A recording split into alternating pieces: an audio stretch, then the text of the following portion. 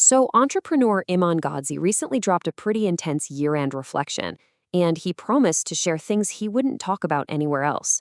Today, we're going to break down the 7 biggest lessons from that session.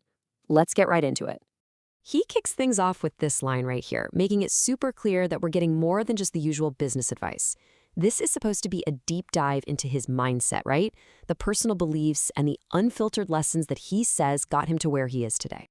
First up, we're talking about the world according to Gadzhi. And what's interesting is, before he even gets to money or strategy, he zooms way out to look at where he thinks the entire world is heading. He basically argues that just being aware of what's going on is the most critical asset you can possibly have right now. So his first major lesson is, well, it's a pretty stark warning. He claims there's this huge fundamental shift happening globally. And for the people who are actually paying attention, he says there's this small window of opportunity to kind of break free. But for everyone else, he suggests the systems of control are already locking into place. And he gets really specific about the trends that are alarming him. We're talking about the rise of programmable money that could literally control what you buy and when. The idea of social credit scores that could impact your financial life. He even talks about what he calls agendas against meat. And in his view, these aren't just random, separate issues. He sees them as all pieces of a much bigger puzzle that's leading to less and less personal freedom. Okay, next up is the blueprint for wealth. After that huge macro warning about the world, he completely shifts gears and gets tactical. He lays out the exact formula he claims he used to go from just making money to building a massive company valuation. His strategy really boils down to this 3-stage process. Step 1, you build a business that just churns out predictable cash flow, like his marketing agency. Then, step 2, you take that cash and you start plowing it into medium to high-risk investments, things with what he calls asymmetric upside. And then finally, once you've built up a few million, you pivot to stage 3, which is all about safe, wealth-preserving investments to just lock it all down. And just to put a number on it, he claims his education company pulls in $1 million in a typical month.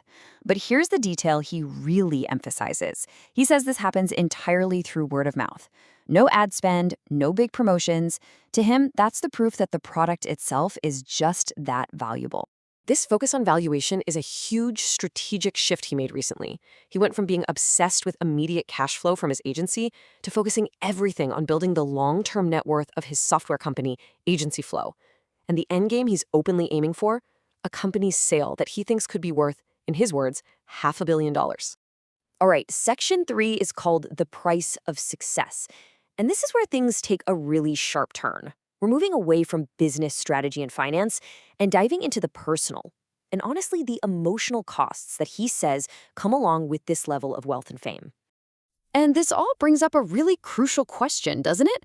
Beyond the fancy cars and the big numbers, what is the real hidden cost of living a life like this? And his answer is pretty raw. Despite all the financial success, he shares this. An incredibly vulnerable admission that reveals this deep sense of loneliness and just wanting the kind of fatherly guidance he feels like he never had. He explains that because he grew up without a father, the whole concept just feels foreign to him. He talks about this feeling of having no one he can call for advice who truly gets his situation, which leaves him feeling, in his own words, completely alone. And the costs he's talking about aren't just emotional. They are very, very real. He lays out the practical baggage of being so public, claiming he spends around $150,000 a month on security. And that's not just for bodyguards. We're talking lawyers, a full-time cybersecurity team, physical security. It's so intense that his own mom has to use a fake name in public just to stay safe. So for our final section, we're zooming back out to what he calls the future he's building. And this is where he explains his long-term mission and how he sees his own influence as a tool, almost like a Trojan horse for his real ideas. A huge part of his mission is centered on this debate about education. He frames it as a really clear choice. On one side, you've got universities, which he sees as offering crippling debt with zero guarantees. And on the other, he presents online education as a model that gives you actionable skills for a tiny fraction of the price and, importantly, is held accountable with refund policies, something he points out traditional schools never have to worry about. And he's really quick to point out that this is not some new mission he just cooked up.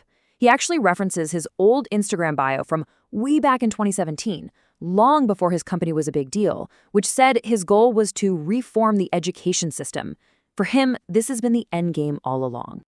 And this is where that Trojan horse metaphor really comes into play. The whole idea is to look like a conventional business YouTuber on the outside, right? Because that packaging allows him to, as he puts it, sneak in the more unconventional and sometimes controversial messages that he really wants to share with his audience. So all of this leaves us with one last big question to think about. When an influencer is intentionally using their persona as a vehicle, as a tool for a bigger mission, how do we, as the audience, ever really separate the performance from the person? How do you tell the difference between the message and the true mission behind it all?